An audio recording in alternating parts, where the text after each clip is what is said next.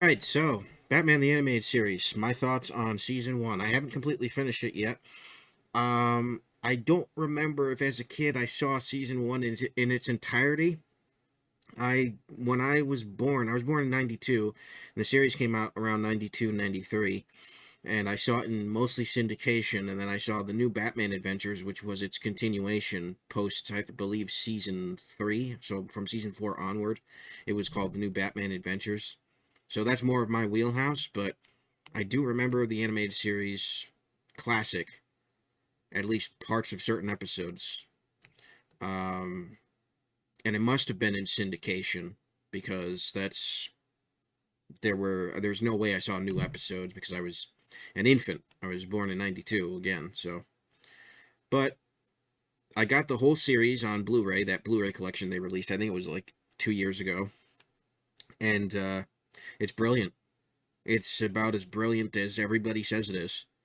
You know, it's something that I grew up with because again, having seen it in syndication at least, and it's definitive Batman for me. It's how I always understood Batman to be. I didn't read comics growing up.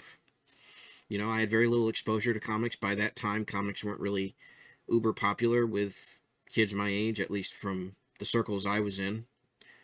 But cartoons most certainly were, and it was a cartoon that I watched a lot. When it got to the new Batman Adventures, I started watching it over at a friend's house when we would have we were homeschooled, so we had homeschool meetings, and it was a lot of fun. It used to come on Cartoon Network in the afternoons. I remember that, and some of these episodes I remember I think they showed old episodes up until new episodes came on. I don't really remember how they did it, but I know that somehow it was there in syndication because it was originally on Fox Kids, I believe, and then or was it the WB?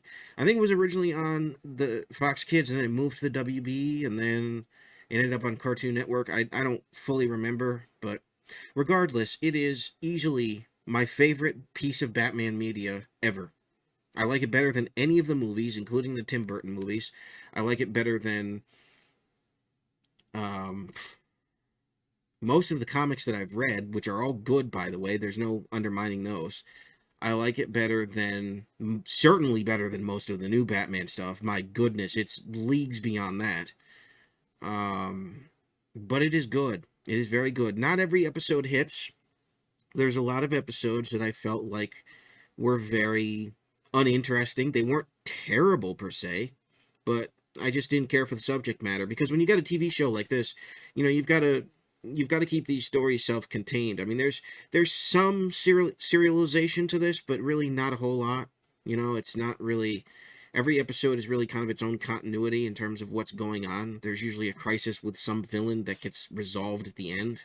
Every once in a while you get a two-parter, but most of the time it's pretty resolved or left on some sort of will they won't they come back situation, at least in season one with the introduction of new villains.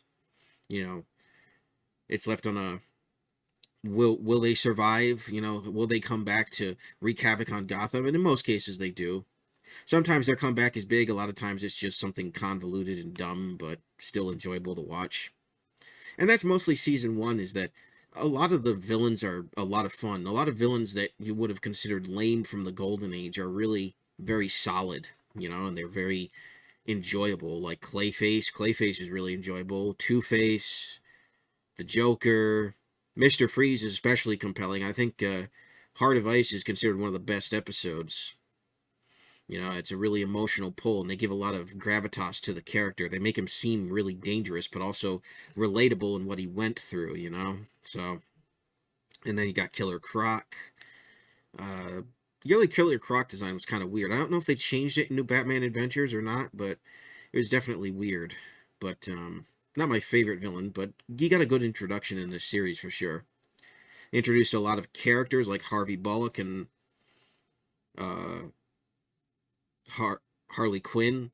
Those names are so similar, Harley and Harvey, that I kind of get twisted saying them back to back. But you got Harvey Bullock and Harley Quinn, and I'm trying to think of other new characters. There may have been a couple of new villains too, but I don't. I should have made a list before I went and did this, but Yeah, I mean, it just what can you say about this show that hasn't been said? It's been around for 30 years and it's so widely celebrated. And I finally, after years of seeing the different volumes of the DVDs, I finally got the complete series on Blu-ray, and worth every penny. By the way, it's just it was only like I got it for Christmas, so I'm not even gonna bother saying, but it's fairly affordable, and I think it's still available in most places. I don't know, I don't think it's a limited release from Warner, but it might be. So if it is a limited release, try to grab it if you can. If not, then I think it's available on HBO Max. There's plenty of ways to watch it now, but it's a fantastic series, and this season is no. Usually, the first season of a show is make or break, and the first episode was pretty good. I think the thing that stands out to me about this season in particular is you see a sort of an inexperienced Batman in some ways. Whereas in the new Batman adventures, he's kind of prepared for every villain he has to deal with because he has experience, which is cool to see him grow as a character. Season one does a really good job of, like if he meets Poison Ivy for the first time, is dealing with plants and toxins. He might not be equipped for that, but later on in the series, he's equipped with all sorts of antitoxins and gas masks and all that sort of thing. Same with Scarecrow. But in this one, it's like he's not always prepared to deal with everything. He's just got his utility belt and his brain. So he has to figure out his way out of situations. And he's very creative how he does that. The episode Clock King, he gets locked in a vault and he has to, jerry rig using a tape recorder to move the explosive away towards the door to blow it open, and get oxygen in before it runs out. It's really, really neat. He didn't come pre-prepared for that situation, but it showed his resourcefulness. The season really highlights the empathy of Bruce Wayne as a character, how he's very empathetic towards both regular citizens and villains alike, and I think that's what stands out with Batman as a hero, is that he's empathetic towards villains. And I know there's always been an ongoing debate about Batman's no-kill rule, if it's justifiable or not. A lot of people like to point to the Joker, and Batman Under the Red Hood addresses this, both the comic and the movie. And I think this series demonstrates why I think overall it's good that Batman doesn't kill, because I think it's a really solid, moral stance that sets him apart. I know DC has kind of made it so that most of their heroes are like this now, which in my opinion sort of cheapens it a little bit. But whenever people try to change it, it just doesn't feel right, because it's been so long that Batman has held to this stance, and it's very much justified in the animated series. They do flashback to his parents a lot, and his mentality is that he's serving Gotham and also, honoring the legacy of his parents. So it's really nice that they've stuck to that throughout this series and future series. But then we're getting into the more modern age where certain directors of live action Batman are trying to blur the line a lot more for the sake of it, and it's just not resonating with me. But in this series, and especially in this season, you see his empathy on full display. When Two-Face becomes Two-Face, when Harvey Dent becomes Two-Face, he feels guilty because he feels like it's his fault, like he failed his friend. And but the reality was that he couldn't save him from what he was dealing with. It was something deep and psychological, and ultimately he doesn't heal from it. He just becomes worse, and he has to deal with the fact that his friend is gone, and now there's a villain. He's a villain who is just cold-hearted and wants what he wants, and he's dealing with the duality. They leave I think it's the second part of Two-Face that the ending is just brilliant, because the question is left: is there any hope for him? And he says there's always hope, but as we know, it's just this is a well-established villain. He doesn't always get the help he needs. But throughout Batman continuity, even as recent as the Arkham games, you see him being sympathetic to Two-Face. Really, just he's a villain that he's empathetic for because he had that friendship with him. So there's layers to it, and it's beautiful. I think it's beautiful. Um, and I already talked about Mr. Freeze with Heart of Ice. I think that's really one of the strongest emotional episodes. There's Poison Ivy with Pretty Poison, and this happens before Harvey Dent becomes Two-Face, and shows that relationship that Harvey had with Bruce. And when his life is threatened by a poison kiss, and Bruce is scrambling to try to figure out the solution. It's a really good introduction to Poison Ivy, how she's just absolutely psychotic. She's really crazy. I don't like what the modern Harley Quinn show has done to Poison Ivy. I really don't. It's not. It'd be fine if it was a different character, but that's not Poison Ivy. I think naming her Poison Ivy is just a mistake. She doesn't act anything like Poison Ivy traditionally would. Poison Ivy is just dangerous, and she manipulates people, especially men, and she punishes people who she considers to be environmental uh, people who do harm to the environment. She's incredibly dangerous, and they kind of cheapen that in the new Harley Quinn series. But back to this. This is a good introduction to that villain, and she makes good appearances subsequently. In this first season, I don't think any of her appearances are as strong as this first episode, but it's still a really good introduction to a character, a long-running Batman character for sure. Joker is good in this. We get our first glimpses of the iconic Mark Hamill Joker. Is well established here. His iconic laugh and demeanor, and just his ability to basically be on par with Batman in terms of his resources and the way his mind works. As crazy as he is, he's incredibly resourceful. He's Batman's most dangerous villain. He's a bit overplayed today, I will fully admit that, but I mean, I think Mark Hamill is partially responsible for that because he really made the character iconic. He took him to a whole nother level, and I think that's really, really neat. And we see that in this season. We see Harley Quinn being introduced, who is another icon. She's really good in this series as a Joker henchman, or henchwoman, as it were, and she does a really good job of that. She doesn't appear to be as bold as she is in later seasons and later continuity, but she does her job pretty well, and she offers some comedic relief on top of Joker that's really funny. So Harvey Bullock he's a hard character to like, but I think he grows on you the longer the season goes on.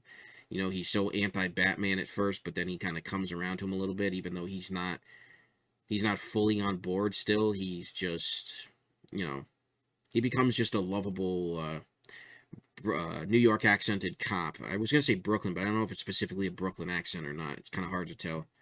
It might be, because it's very Danny DeVito. But he's a good character. He's a really good character. Same with Jim Gordon. He's also a really good character. Really good voice actor. May he rest in peace. Same with Kevin Conroy as Batman and Bruce Wayne. May he also rest in peace. But yeah. It's tough to say without going into specifics of individual episodes why this season is as tremendous as it is, but ultimately I think it comes down to several things coming together at once. The voice acting is tremendous, the animation is beautiful, and the backgrounds and art, dude. The backgrounds and art are just out of this world. It's like straight out of paintings. It's this Art Deco. They're going for a retro futuristic where what if the 1990s was like the 1950s? So you've got black and white TVs, but you've also got laptops and computers and a bit of higher technology, like jet cars with the Batmobile and things like that. It's really, really just an amazing aesthetic, and I wish that Batman would cement that as its aesthetic, really. I think that would be amazing for that universe, really. And I think they carried it over into the Justice League and a bit into Superman. Superman was a little different, but the Justice League, I think they brought a little bit of that back, but I don't think they relied on it like they did in this first season of Batman. So, and then you've got the classic intro sequence. I fast forward it now because you've seen it once, you've seen it a million times, it's the same thing. But, it is a classic, and there's no title card either. It's like, and I guess I'd always wondered what the rationale behind it was, so I looked at the commentary on the DVDs, and they said, basically, the idea was that Batman is so iconic. Why do you need a title card? You know what you're looking at. If you don't know what you're looking at, you probably, you'll learn. You'll learn what it is. But the rationale is that most people are familiar with Batman, so what's the point? Let the action speak for itself, and it does. It's a good opening sequence. It just, after the fifth or sixth time, you're just kind of like, okay, I get the point. I want to get to the title card in the show, the episode title card in the show. So. But it's iconic. I'm glad they put it in each episode. I really am, and the credits as well. It's pretty cool because those would have been easy to cut, but they didn't. I don't think they can cut the credits. That might be a legal thing, but the intro, I'm not sure. But it's a good season, and like I said, not every episode lands, but there are ones that stand out to me. Pretty Poison, Beware the Gray Ghost is a tremendous Shadow tribute. You've got Heart of Ice, Two-Face Part 1 and 2. It's either Heart of Clay or Feet of Clay. I can't remember which it is, but that introduces Clayface. That's a really good episode.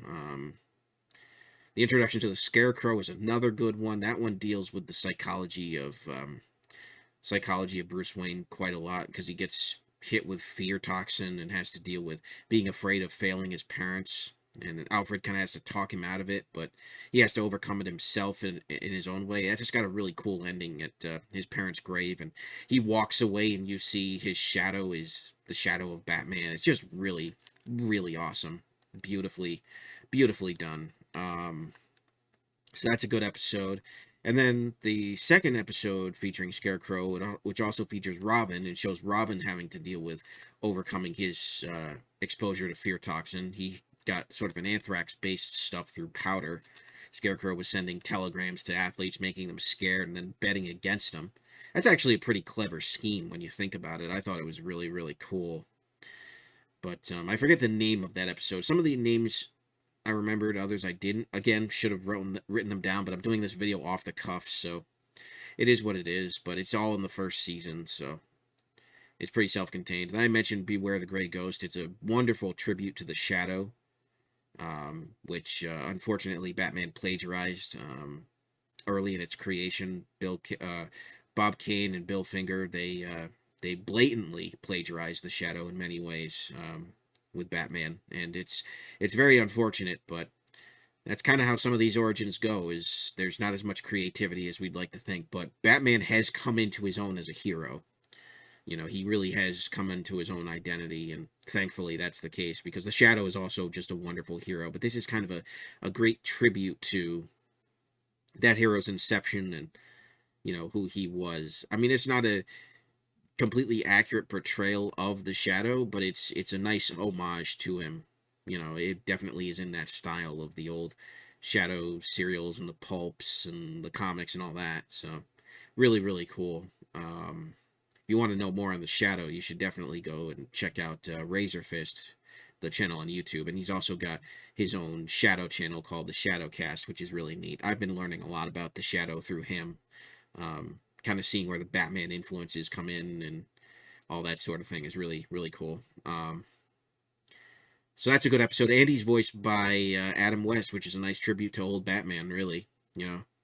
It's a good story. Washed up old actor whose show is basically disappearing, and because he helps Bruce solve a crime, and the show gets rediscovered, and he's back to being famous for it. So it's just kind of awesome to see. It's got a lot of these episodes have really poetic and sweet endings that I like. I'm really into that. I think that's the way that they wrap up the episodes are as important as they introduce them, so I really like that.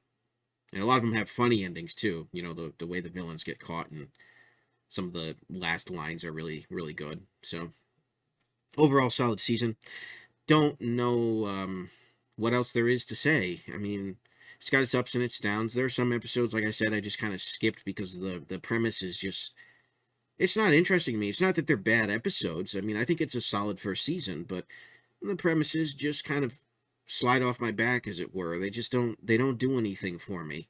So I just skip them. And I think that's with any TV show. There's always going to be episodes that you just don't care for, or even episodes you hate because, something isn't done right. But I think there's more watchable episodes than unwatchable in season 1 for sure. And as I'm getting closer to the end, I think that that's especially true. So, yeah, hopefully I can do another one of these on season 2 if people are interested. If not, then this will just be a one-off, and just thought I would mention it because this was one of my favorite series of all time. It really is. It's one of my favorite Batman things of all time. It's one of my favorite animated shows of all time. I mean, this thing is right up there for me with SpongeBob, and you guys know how much I love, season 1 to 4 SpongeBob, and tentatively the newer seasons, depending on what they do with it. But it's up there. It's one of the shows that kind of formed my childhood entertainment lineup, as it were. So It's absolutely up there, and it's possibly my favorite version of Batman ever depicted, really. I mean, even outside the comics. Like I said, I didn't read comics till later on